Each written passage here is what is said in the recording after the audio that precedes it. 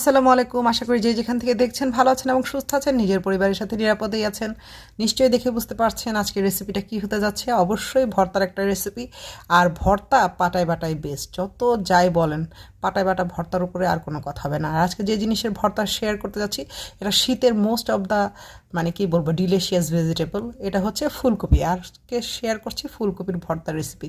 যারা খেয়েছেন আলহামদুলিল্লাহ, যারা না খেয়েছেন তাহলে বসে যান রেসিপিটা দেখার জন্য। এই তো আমি সব কিছু পরিষ্কার করে কেটে বেছে নিয়ে চলে এসেছি। এখানে ফুলকপি নিয়ে নিয়েছি পেঁয়াজ, রসুন, কাঁচামরিচ, তিনটা শুকনো মরিচ ছিল, আর ছিল তেলাপিয়া মাছের একটা লেজ। অনেক সময় দেখা যায় যে লেজটা কারো খাওয়া হয় না, তো আমি লেজগুলো আলাদা করে রাখি শুধু ভর্তা খাওয়ার জন্য। তো চলেন শুরু করি বিসমিল্লাহ বলে। তো এখন দিয়ে দিয়েছি একটা প্যানে তেল দেওয়ার পর দিয়ে দিলাম যে কেটে ধুয়ে রাখা যে ফুলকপিগুলো ছিল সেই ফুলকপি, আর দিয়ে দিলাম সামান্য একটু হলুদ আর লবণ। এখন এটাকে হালকা করে একটু ভেজে নিব যাতে খুব সুন্দর করে এই হলুদের সাথে লবণের সাথে ফুলকপিটা মিলেমিশে যায়। আর যে ফুলকপির যে হালকা যে পানিটা থাকে লবণ দেওয়াতে, এটা ময়েশ্চার ছাড়া শুরু করবে, সেই পানিটা বের হয়ে যায়। তো তারপর একটু দিয়ে দিয়েছি সামান্য, খুব বেশি না, সামান্য একটু পানি দিয়েছি যাতে বাষ্প ক্রিয়েট হয়। আর ক্রিয়েট হলে তো খুব সুন্দরভাবে পানিটা বের হয়ে আসবে। এরকম হালকা যখন পানিটা থাকবে ততক্ষণেই আমরা দিয়ে দিয়েছি যে অন্যান্য যে ইনগ্রিডিয়েন্টসগুলো ছিল, রসুন, পেঁয়াজ, শুকনো মরিচ, কাঁচামরিচ সবগুলো, যাতে এগুলো খুব সুন্দরভাবে ফুলকপিটার সাথে সেদ্ধ হয়ে যায়। এটাকে ঢেকে দিয়ে সেদ্ধ করে নেব ভালোভাবে, তাতে কিন্তু বাটতে অনেক বেশি সুবিধা হবে। এই তো দেখেন পানিটা কিন্তু প্রায়ই শুকিয়ে এসেছে। যখন দেখবেন যে এরকম হালকা হালকা শুকিয়ে এসেছে, এটাকে একটু লাল করে ভেজে নিতে হবে। সো ততক্ষণ পর্যন্ত আমরা এটাকে ভেজে নেব। আর দেখেন ফুলকপি কিন্তু সেদ্ধ হয়ে গিয়েছে, আর একটু হলেই এটা সেদ্ধটা প্রপারলি হয়ে যাবে। তাই আরটাকে ঢেকে আরেকটু সেদ্ধ করে নিচ্ছি। শীতের সব সবজির মধ্যে ফুলকপি জানি না কেন এত ভালো লাগে। আমারকে তো ফুলকপি আপনি যেভাবে দিবেন, ভাজি করে, রান্না করে, ভর্তা করে, মানে সুপার ডুপার একটা ভেজিটেবল শীতের। তো দিয়ে দিলাম আরও স্বাদ বাড়ানোর জন্য কিছু ধনেপাতা। এখানে অল্প একটু ধনেপাতা দিয়েছি, মানে 1 মুঠ পরিমাণ। অবশ্যই এটা ডিপেন্ড করে আপনি কতগুলো ফুলকপি নিয়েছেন, মানে ভর্তার পরিমাণটা কতটুকু সেটা শুনে বুঝে হচ্ছে ধনেপাতাটা দিতে হবে। আর দিয়ে দিলাম একদম হাতের, মানে অল্প একটু বলতে পারেন 1 চিমটি পরিমাণ কালো জিরে।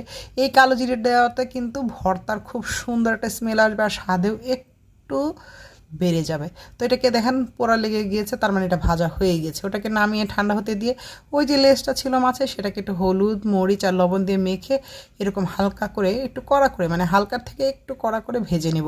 এখন জাস্ট আমাদের ভর্তাগুলো বাটার পালা।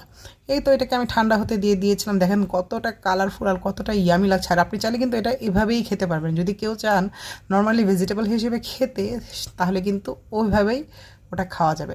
এখন শুরু মাছ বেছে নেওয়ার পালা। আর এই তেলাপিয়া মাছ বাছা খুব সহজ, কোনো কাটা নেই। দেখেন সাইডের 2টা কাটা আর মাঝখানে যে কাটাটা আছে, সেই কাটা ছাড়া আর কোনো কাটাই নেই। একদম শুধু 2 সেকেন্ডের বিষয় মাছের কাটা বাছা। তো মাত্র 2 সেকেন্ডে মাছের কাঁটাটা বেছে ফেলে দিয়েছি। এখন শুরু বাটাবাটির পালা। প্রথমে আমি মরিচ, রসুন আর যে শুকনো মরিচ আছে এটা লবণ দিয়ে ভালো করে বেটে নেব। আপনারা চাইলে এখানে কিন্তু তেলাপিয়া মাছের পরিবর্তে যে কোনো মাছ ব্যবহার করতে পারেন। প্রথমে মরিচটা বেটে নিচ্ছি যাতে মরিচটার যে ফিনিশিং সেটা খুব সুন্দর আসে। আর ভর্তা বাটা যত বেশি স্মুথ হবে, পেস্টের মতো যত বেশি হবে, এটা কিন্তু খেতেও ঠিক ততটাই মজার হবে। এই তো সুন্দরভাবে আমি মরিচ আর রসুনটা সুন্দর করে বেটে নিয়েছি। এখন যে ফুলকপিগুলো আছে সেগুলো বেটে নেব। আপনারা চাইলে কিন্তু এটা ব্লেন্ডারেও করতে পারেন, তবে কেন যেন আমার কাছে ব্লেন্ডারের ভর্তার চেয়ে এই পাটায় বাটা ভর্তার স্বাদটা অন্যরকম লাগে। ব্লেন্ডারে দিলে পানি দিতে হয়, সেখানে একটু পানসে পানসে লাগে, আর জিনিসটা একটু নরমও হয়ে যায়। সেই ক্ষেত্রে কিন্তু পাটায় বাটা ভর্তা ইজ দ্য বেস্ট। এই তো এইভাবে শুধু আস্তে আস্তে ভর্তাগুলো সুন্দর করে বেটে নিতে হবে। দেখেন আমার কিন্তু অর্ধেকটা মানে বাটা হয়ে গিয়েছে। এটাকে ভালো করে মিক্স করে নিচ্ছি, কারণ মরিচগুলো তো আমি আগে বেটে নিয়েছিলাম, যাতে মরিচের সাথে যে ফুলকপিগুলো আছে সেগুলো যেন খুব সুন্দরভাবে মিলেমিশে যায়। এখন এটাকে একদম স্মুথ ফিনিশিং দেওয়ার পারা, যেহেতু এই জিনিসটা খুব সফট, ওরকম শক্ত বেশি কিছু না, এই জন্য এটা বাটতে খুব বেশি কিন্তু কষ্ট হয়নি। তাই যারা যদি এই ভর্তাটা ট্রাই করতে চান তাহলে অবশ্যই এটাকে পাটায় বেটে খেতে পারেন, কারণ এটাতে বাটাবাটির ঝামেলাটা একটু কম।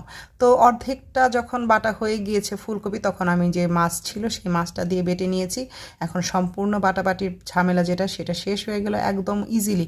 আর যারা ওই যে বাটনা বা পিষনি যেটা আছে সেটাতে যদি করতে চান তাহলেও কিন্তু হয়ে যাবে, একদম ইজি এই ভর্তাটা করা। এখন জাস্ট প্রপারলি এটার সাথে মিক্সড করে নিয়েছি। চাইলে যারা সরিষার তেল পছন্দ করেন তারা কিন্তু সরিষার তেলটাও দিতে পারেন, কিন্তু আমার কাছে একদমই প্রয়োজন মনে হয়নি, বা আমি বাসায় করলে এইভাবেই করি, সেই রেসিপিটাই আপনাদের সাথে সাথে শেয়ার করছি। আর এখানে সরিষার তেলের একদমই দরকার নেই। এই তো ভর্তা একদম রেডি গরম গরম ভাতের সাথে পরিবেশনের জন্য। ফুলকপির ভর্তা যে এত টেস্টি, যদি ট্রাই না করেন আসলে বুঝতে পারবেন না। আর এখন যে সিজন চলছে, ফুলকপি এখন ভরপুর পাওয়া যায়, তো বানিয়ে খেয়ে দেখতে পারেন। যদিও যে কোনো জিনিস সিজনেরটাই মজা, তো দিন থাকতে থাকতে চাইলে ট্রাই করে নিতে পারেন। যদি রেসিপিটি ভালো লেগে থাকে অবশ্যই লাইক, কমেন্ট ও শেয়ার করতে ভুলবেন না। আর হ্যাঁ, আপনাদের প্রত্যেকটা কমেন্ট আমাকে অনেক উৎসাহ যোগায়। ধন্যবাদ এতক্ষণ আমার সাথে থাকার জন্য।